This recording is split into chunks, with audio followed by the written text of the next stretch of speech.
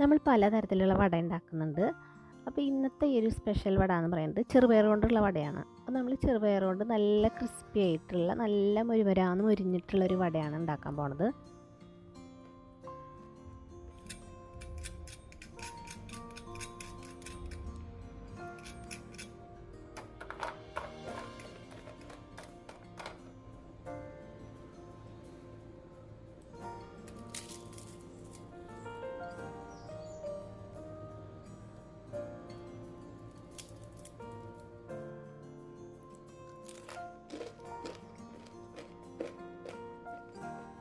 അപ്പോൾ ഇന്നത്തെ ഈ ഒരു ചെറുപയർ വടക്കയായിട്ട് ചെറുപയറിൻ്റെ പരിപ്പ് ഇതുപോലെ തൊലി കളഞ്ഞിട്ട് മേടിക്കാൻ കിട്ടും. ആ ഒരു പരിപ്പാണ് എടുത്തേക്കണത്. 1/2 കപ്പാണ് എടുത്തേക്കണത്.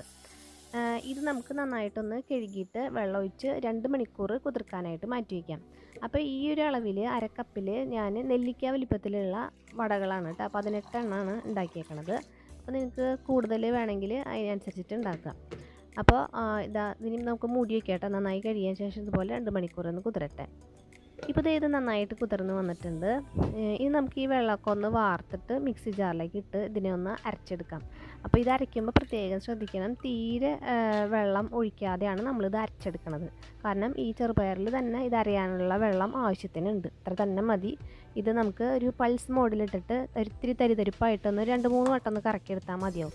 അത്രയും ഇത് അരയണ്ട കേട്ടോ. വല്ലാണ്ട് ഫൈനായിട്ട് അരയേണ്ട ആവശ്യമില്ല. ഒരു പാതി അരവ്, അപ്പോൾ നല്ല ക്രിസ്പി ആയിട്ട് നമുക്ക് കിട്ടും.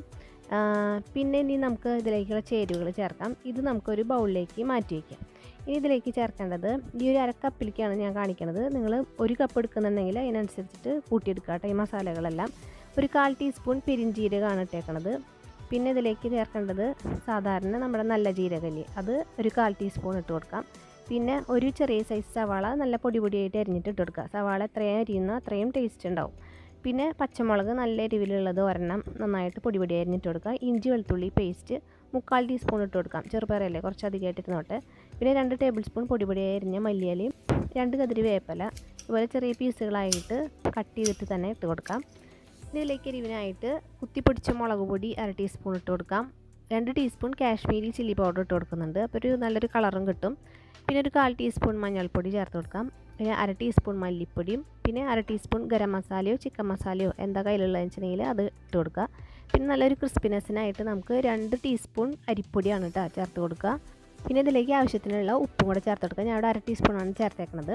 പിന്നെ ക്രിസ്പിനെസ്സിനായിട്ട് നമ്മൾ ഇനി ലാസ്റ്റ് നമ്മൾ ഉണ്ടാക്കണതിൻ്റെ തൊട്ട് മുന്നേ ഒരു ഇൻഗ്രീഡിയൻറ്റ് കൂടെ ചേർക്കുന്നുണ്ട്. അത് ആ സമയത്ത് തന്നെ ചേർത്താൽ മതി.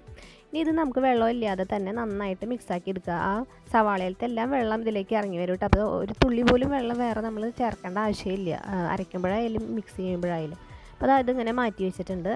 ഇനി നമുക്കൊരു പാൻ വെച്ചിട്ട് അതിലേക്ക് ഓയിൽ ഒഴിച്ച് കൊടുക്കാം. ഞാൻ ഇവിടെ വെളിച്ചെണ്ണയാണ് എടുത്തേക്കുന്നത് കേട്ടോ. അതിലേക്ക് നല്ലൊരു ഫ്ലേവറിനായിട്ട് 4 കതിരി വേപ്പിലയും പിന്നെ 3 മുഴുവനോടെയുള്ള പച്ചമുളക് ഇട്ട് കൊടുക്കാം. അപ്പം ഈ വെളിച്ചെണ്ണയ്ക്ക് നല്ലൊരു ഫ്ലേവർ ആയിരിക്കും. ഇത് വറുത്ത് കോരിയിട്ട് നമുക്ക് മാറ്റി വയ്ക്കാം, അവസാനം ഗാർണിഷ് ചെയ്യാം. പക്ഷെ ഞാൻ അത് ഗാർണിഷ് ചെയ്യാൻ മറന്നു പോയിട്ട് അവിടെ മാറ്റി വെച്ചത് അങ്ങനെ തന്നെ ഇരിക്കുന്നുണ്ട്.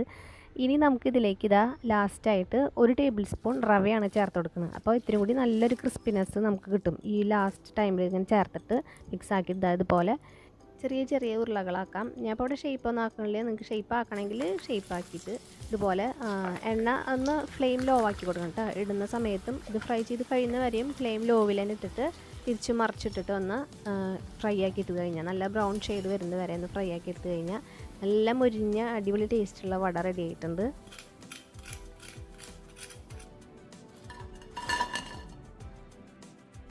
എല്ലാവരും എന്തായാലും ട്രൈ ചെയ്ത് നോക്കാം കേട്ടോ. നല്ലൊരു ടേസ്റ്റാണ്. നമുക്കിനി അടുത്ത വീഡിയോ ആയിട്ട് കാണാം.